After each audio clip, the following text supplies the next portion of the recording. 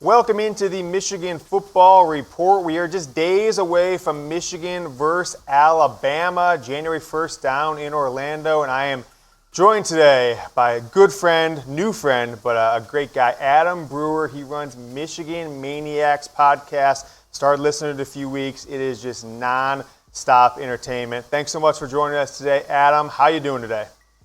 I'm doing good, James. Thanks, man. I try to do my best, man. That podcast's all comedy if I can, but, I throw in some facts. Great. Funny stuff. I like your style.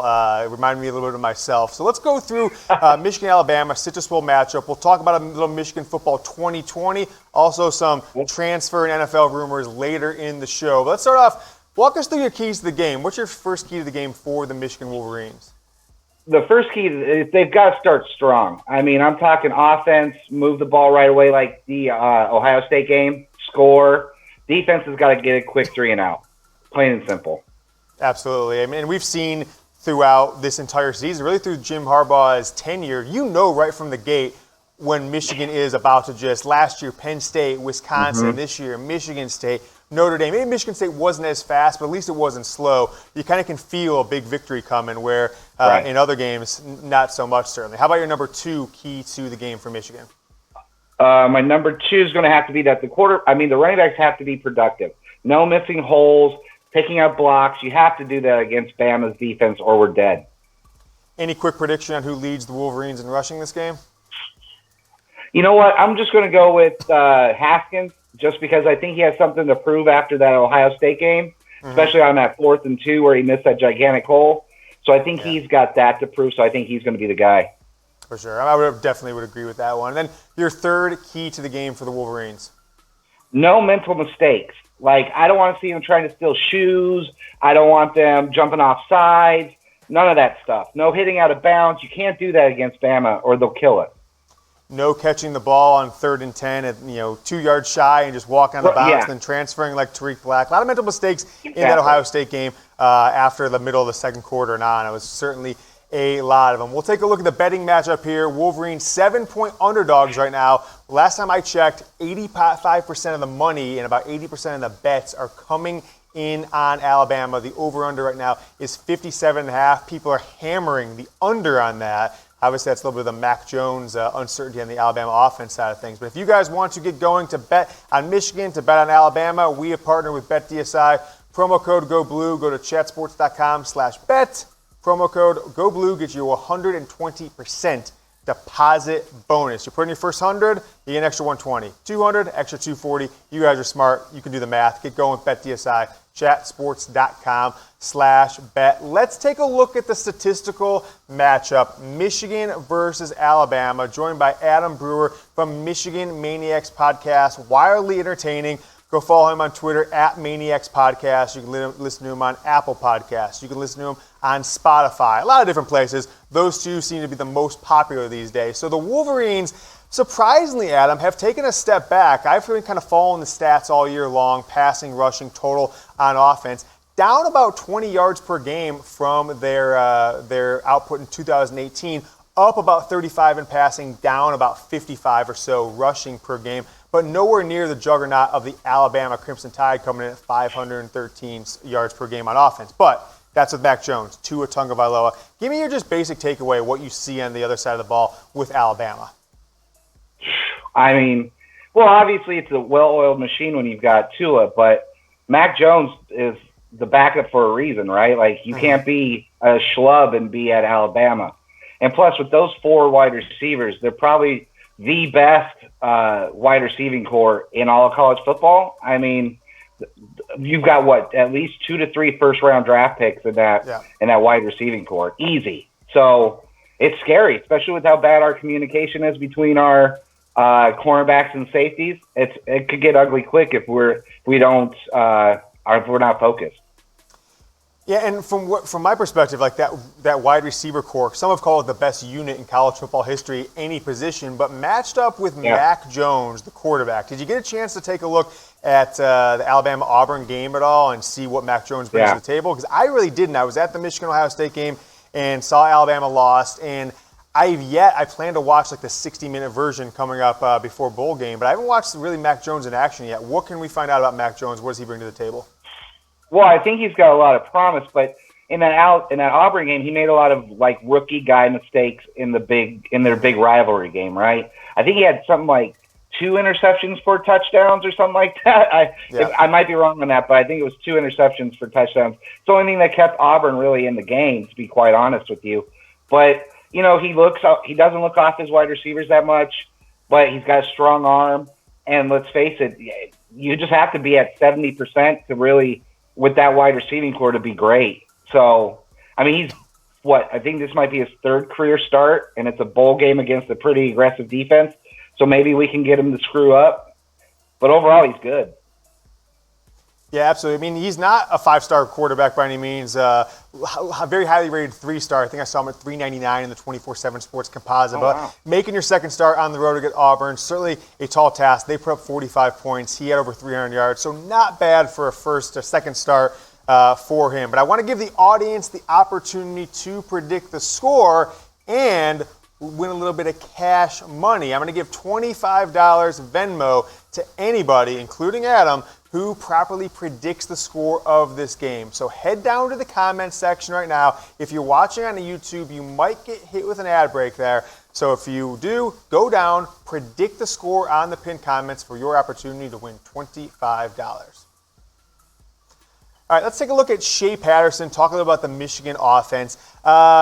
Give me just overall take of Shea Patterson in 2019 versus Shea Patterson, I guess, the last 3 or 4 games versus Shea Patterson the first half of the season. How do you evolve to just be a much better player, to be blunt? Well, I'll say 2019, the beginning, I lovingly referred to his gameplay as a fart in the elevator. It was just pure awful. But then I guess is that learning a new system compared to being hurt, all that kind of stuff. But I believe in giving credit when credit's due. And towards the end, he's been nothing but spectacular with this offense. I think last year he definitely was way more familiar with it, or it was easier to understand, whatever it was. But he really was in his own, maybe because he was healthy all season compared to being hurt this season. But I think if we had Josh Gattis last year, this year would have been much different. I think he would have understood the offense a lot sooner, and we would have been flowing a lot easier. Joined by Adam Brewer, Michigan Maniacs Podcast. You can find him on Spotify. You can find him on Apple Podcasts, really anywhere these days. Podcasts have become ubiquitous. At Maniacs Podcast on Twitter. Talk to us about Josh Gattis. Give me a grade and a quick assessment for any Alabama fans, kind of taking a look at their former co-offensive coordinator, wide receiver coach Josh Gattis, getting the seat by himself in Ann Arbor in year 1. I would say a solid B. I mean, only because we started so slow in the beginning of the season. I think he went from, like we've been talking about, one of the best well-oiled football machines we've seen in the last, decade, and now coming to a sputtering team that's really kind of trying to find themselves. So you can call the plays, and it could be a great play, but if the players don't execute, what is it? So I'd say a straight B, but I think next year is really where he's going to excel. Absolutely. So Josh Gattis, the Michigan offensive coordinator, he's new to the program. He's trying to install something fresh, something maybe 2019 with Michigan. And we saw good at the end of the season, for the most part, bad at the beginning of the season. I wanted him fired, I'm not going to lie, after the first maybe 4 or 5 games of the year. But now I want to kind of just take a look a little bit at the Michigan defense. Joined today by Adam Brewer, Michigan Maniacs Podcast. Guys, you see his Twitter account on the screen, at Maniacs Podcast. Give the man a follow. We're talking Michigan football, and he is one of the better podcasters, and certainly the best Michigan podcaster, maybe outside myself, out there right now. I found his podcast wildly entertaining the first time I listened, and have continued to over the past few weeks. So the Michigan defense giving up 20 more points per game, or more yards per game than they did last year, and it's kind of the same old thing. Struggled against the good teams, best in the country against the 9 worst teams in the schedule, outside of maybe Notre Dame. So is Don Brown in the hot seat, in your opinion, going into this game in any way? Oh, yeah, he's totally coaching for his life at this point. Because, I mean, let's face it, if we, as Michigan fans, are okay with being Iowa, then, hey, let's keep him forever. Because yeah, you're good against the bad teams, and you're great against the bad teams, actually, and you're awful against the good teams. And that's kind of what Iowa is, right? Just medium of the road, whatever. Yeah. So if we want to do that, then fine. And we'll hope for 1 or 2 chances at a Big Ten title. But, yeah, if we get blown out again, especially against somebody like Bama, it's lights out for this guy. We should just say goodbye, thank him for everything he's done because he's been amazing. But, you can't if you can't slow down the big teams, then what do we want? Then what are we, looking for? And so, it's really interesting if you look at last year, Indiana, Ohio State, and the bowl game against Florida. This year, Ohio State, what happens in this bowl game? I think a lot of people, myself, predicting Alabama to score at least 35, 40 points. So why do you think Michigan struggled so far, so much the last 2 or 3 games this season? At least the last 2 years, you can make an argument in 2016 kind of as well. Well, I would just say it's mental toughness, to be quite honest with you. I mean, like we just said, they're great against bad teams and they struggle against good teams or great teams. And that has everything to do with your mental toughness. It's kind of like a bully mentality. We know we can beat up on the little guy, but when we are faced with somebody who's equal or greater level than us, we freak out. Or they break down in communication, or they all try to make the play and they all screw up. And that's just what it is, and that's coaching. Unless you're just recruiting mentally weak guys, and I don't think that's the case. I think it's somewhere in the coaching breakdown, and you see it in the last game of the year, especially because we always play Ohio State, and I hate them, but you got to give it to them. They're up close to where Bama is. They're a well-oiled machine. I hate it, but it's true. Yeah, they really are. Yeah, it's wild to see how Jim Harbaugh year 5 is still so far behind Ohio State. So I'm going to ask the audience this question. Want to hear your opinion too, Adam. Will Don Brown be the defensive coordinator for Michigan in 2020? Asking the audience, go down, type Y if yes, type N if no.